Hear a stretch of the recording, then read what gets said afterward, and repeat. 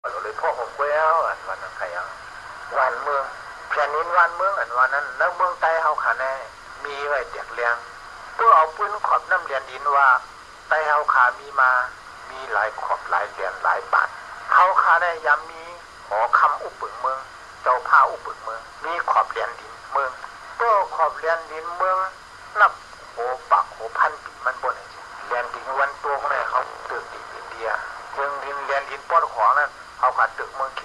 เขนว่านั่นตั้งแต่อยู่นั่นมันมาอยู่นั่นในขุนเมียงในเป็นเมืองแต่เมื่อบาทกูบอกว่ามันก็คือไว้นะปืนเอาต่อถึงวัดวันนี้ปอดเจอได้ถึงเมืองมันเลยปอดออกน่ะถึงน้ำของบุญถึงไทยแดนดินไทยเนื้อเจไหนเนื้อกีที่ไหนเป็นเมืองแต่ไงตัวมีเจอจาก็เดี๋ยวมีแผ่นดินอยู่เช่าแผ่นดินนั้นเป็นวางเคลื่อนแต่ดีผูกซ้อมเลี้ยงเขาไข่เป็นโฉนไฮนาเขาไข่แต่ที่ปกป้องเชื้อจานนั้นเขาขัดเลยมีแผ่นดินบางในแผ่นดินจึงได้เขาขามีเด็กๆเลี้ยงไว้เอาข้าววันมันเนี่ยเขาขาได้ก่อนตึกขี่มอแผ่นดินของเพิ่นเขาขาตึกเอาขึ้นชุนไล่แผ่นดินของเขาขึ้นมาก็ขาเอาแผ่นดินของเขาขึ้นมาไล่เอาไปเขาขาดูปกป้องคนเชื้อจานนั้นอยู่ในแผ่นดินเขาขาให้ขึ้นอย่างไม่สูงมักมีประโยชน์ขึ้นกับตัวเขามีเชื้อจานเขามีแผ่นดินเนี่ยที่ต้องหมายกึมถอดเมียเขาขามีแล้วเขาขาก็มีจอมผิวแต่เนี่ยตั้งแต่เฮียงกระบะสีเจ้าเขาขามักมันมาดีบางลงมีอ่อนตั้งจอมผิวลงเบื้องห่มดูเมืองมันอันนี้ก็เพิ่มเก่งเลยก็ในแผ่นดินวันเมืองห่างดีของเขาขาเนี่ยตาเดเลี่ยงขึ้นเจอจัดหรือแผ่นดินในวันเมืองเขาขาเนี่ยมันมีกูมิวเขาขามเจออยู่เมืองอันก้อนผ่านยาสิวตุก็ดีขอนน้ำมันดินก็ดีสภาวะก็ดีโคของเดลินก็มีนำก็ในซึ่งมานั้นมันใครไรกวนเมืองเจอจัดอยู่ในแผ่นดินจึงได้มันใครไรนางลินแผ่นดินจึงได้ในขากวนเมืองใต้ใครตายจึงตายใครไปก็อะไรไปใครอึบจึงอึบใครเงือจึงเงือมันชวนจะนั่งคือเดลัยแผ่นดินจึงได้เนี่ยมันเดี๋ยวเอาลอกลายกลุ่มเมืองให้เจอตื่นให้ไหลนั่นคนก็ในเขาขาลูกคู่กลุ่มวันเมืองของเขากลุ่มวันเมืองของเขาขาเนี่ยมันกลุ่มเดียวกันคือเนี่ยเขาขาลูกฮักษาก็ข้ามวันกันคัดขานโคมกันอะไรแกะเขียวไว้แผ่นดินวันเมืองวันเหมือนไหนตาลูกหลานเขาคาผูกซ่อมอยู่เช่ากว่าตาข้าวตั้งนานน่ะเด็มมีแผ่นดินดีอยู่ก็ข้ามมีแผ่นดินดีอยู่แล้วก็ปืนดีหายเจ้าคือดีหายคือปืนกว่าเหยาเตรียมหายเพื่อเจ้าคือจุ่มหายเอาก็ปืนเจ้าคือได้มันนั่นลองคัดขานนั้นก็ดังขันหลักออกปากก็ในแผ่นดินวันเมืองห่างเดียวเขาขาในคุณเมืองแต่เขาขาตั้งสิ่งแต่ไปปลายอ๋อเป็นทีก็ย่อเขาขาลูพ่อมโฮมควันดุมอะไรตัวชูผู้เขียนเขาให้ออกเจอว่าเจอจัดเขาถูกออกเขาไปเขาเมืองขี่ไปเขาเมืองลาวไปเขาเมืองไทยเขากับปืนยิงปืนนั่นจูเขาไว้ปืนว่าเขาปิดแขกให้ปืนแค่ลืมเปลี่ยนเท่ามาเลยก่อนไรเขามีสีเดียงเขามีชุนต่างรัฐอีสันตัวขาไปหักตูกูตายสิแล้วตูรอดพ้นจริงวันหนึ่งมาก็เจ้าเก่าก็เป็นคนนานเล่นตาน้อยอยู่ในกี่คือปืนเจ้าของมักมีก็คือก็เจ้าของมวลชื่นเจ้าของเลยนอนเติมปืนกุ้ยกันวันเมื่อได้นักกำผาได้สิ่งที่มนุษยชนฉุนในฉุนเปลี่ยนคนเลยลองแต่ฮักเสื้อคืนนั่นนะเผยว่ามีมากกูมึงนะมึงเบื่ออันไรดอดเดียวมาก็มีไม้หันไม้บ่เบื่อว่าปืนหัดจุนหัดตึกหัดเขียดหัดเอาออกปล่อยเลยปืนออกไม้เขาขาก็ดู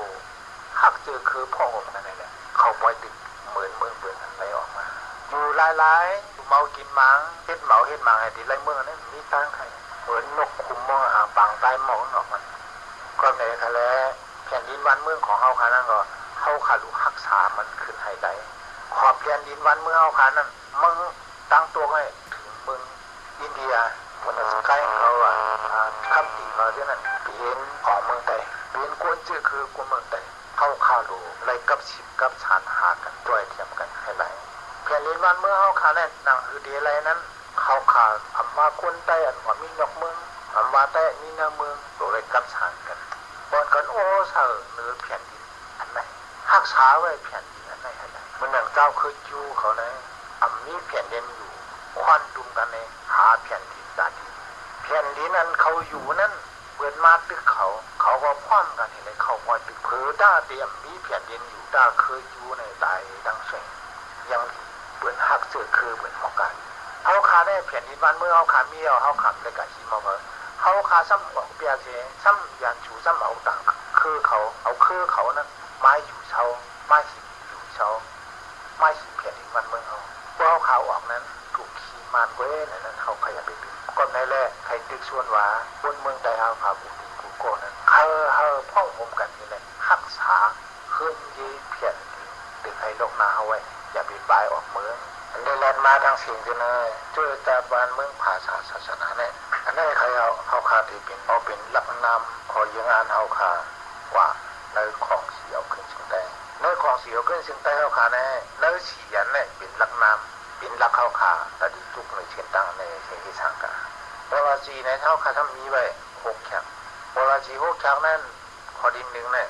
การพ่อผมเจอสัตว์ของนั้นลดแล้วก่อนขอ3ที่ปกป้องโดยไล่ดินโมเกยชี้ที่ปกป้องพ่อคนเมืองใดให้ขึ้นอยู่ให้ขึ้นอย่างไม่สูงมากนี้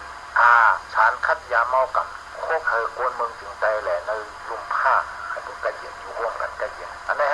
เป็นปอลาสีการเมืองเขาอันนี้ปอลาสี6ข้อนะอันนี้เป็นปอลาสีเมืองการอันเขาขาดที่ช่างกันกว่าดังเขาขาดที่จุกเหนือเชียนตังปอลาสี6ข้อแล้วปอลาสี6ข้อนะข้อที่1นั้นเขาข่าวไว้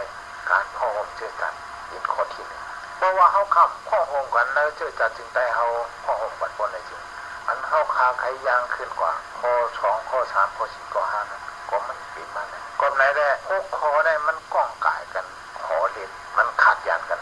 ก้อนขอนั้นก็เพราะว่าเมืองจึงแต่เขาขาแน่มีแผ่นทางขอมา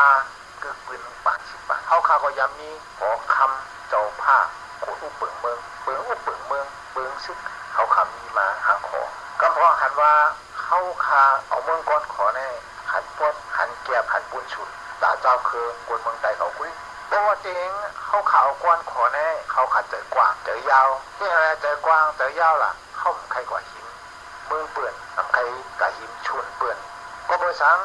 เมื่อนังเมืองมานเนี่ยก็เป็นของเมืองมานของเขามาเนี่ยมันมาเมืองใดเขาเนี่ยมาขวักเมืองใดมาเหี้ยมันเจอคือใดเขาปล่อยผีเป็นขนาดขนาดเขาดูตบเตี้ยนเขาดูเอาบ้านเมืองมานเขาขาวชุนเขาขาในเว้ยย่างแดงเนี่ยก็กะยามันมีเมืองเขาก็เฮ็ดเอาห้างเขาบุญตาแต่เล่นๆเมืองเขาก็กะยาซะเมืองย่างเผือกเนี่ยก็มีห้างเขาก็กะยาก็เพราะฉะนั้นเลยย่างเผือกก็เฮ็ดตาเจอคือย่างเผือกเขาวันเมืองแต่ย่างเผือกย่างแดงเนี่ยก็เฮ็ดบุญตาเจอคือแต่ย่างแดงเขามาเนี่ยก็เฮ็ดบุญตาวันเมืองมันเขาคุยกะเขามึงคิดพร้อมกันให้เขามีสิทธิ์ที่มีสิทธิ์เพียงกันเป็นอวยดีกันเมื่อเป็นอวยดีกันย่าให้เขาปิดมาเมืองโฮมตุ้มไหนก็จอกให้มาแทนข้างหนึ่งพอเขาไปเป็นเมืองกวนขอแต่ได้ปิดมาเมืองโฮมตุ้มนั่นก็ไปเป็นไรก็เพราะเมืองโฮมตุ้มอันโฮมกันในเฮ็ดมานั่นมันรู้เดียวไหวเมื่อเห็นกระเป๋า62นั่นมันชิมอาหนาสิยาไปแล้วที่หัวไม้บางหลวงโคโตโลบางหลวงนั่นก็มันเฮ็ดจอมสังเฮ็ดที่หัวไม้บางหลวงนั่นก็ขอมเฮ็ดจอมสังเขาย่าเป็นหมดบอกว่าพวกเขาไล่เมืองก้อนขอยาวไล่ขึ้นสิทธิของเมืองเขายาวเขาจงให้อุดมากกันแทนข้างที่2อันนี้เป็นปลาจีของเหี่ยวขึ้นจึงได้เมืองโฮมเมืองก้อนขอเขาสิทธิของเขายังไปได้เขาติดกระดาษป้าว่าเมืองโฮมตุ้มลาดป้าตาเปื้อนนั่นเปื้อนก็ไปย่อมหับเขาก็ไปจังย่อมหับเลยเขาก็ใครเรียนเปื้อนเขาก็ใครเอาเปื้อนเป็นเครื่องมือเขาอวยกับเขาเฮ็ดอวยดีกันเลยเพราะยานชูนั่นเป็นมันยานชูเขาเป็นอันเดียวกันเขาเฮ็ดอวยดีเห็นเขาปล่อยตึกเลยอันนี้เป็นปลาจีของเสียวขึ้นสิ่งใดเขาใครก็อะไรเมืองก้อนขอขึ้นมาตาได้ปลุกของวันเมืองเขาขานั่นเดี๋ยวไล่ดินลงกันสิเมื่อนั่นใครเขากาดีเฮ็ดปีดองสู้ว่าคอยมาอุดกันคอยมาตูโลกันเขาขาดูเลยมีหลวงปองซึ่งเตี้ยวก่อนจองไอ้จางย่างขึ้นว่าตาได้โหมตุ่มกันอย่างจึงอันนี้เป็นไล่ดินลงกันสิเขาขาเดี๋ยวล็อกไล่ดินเจ้าคือเขา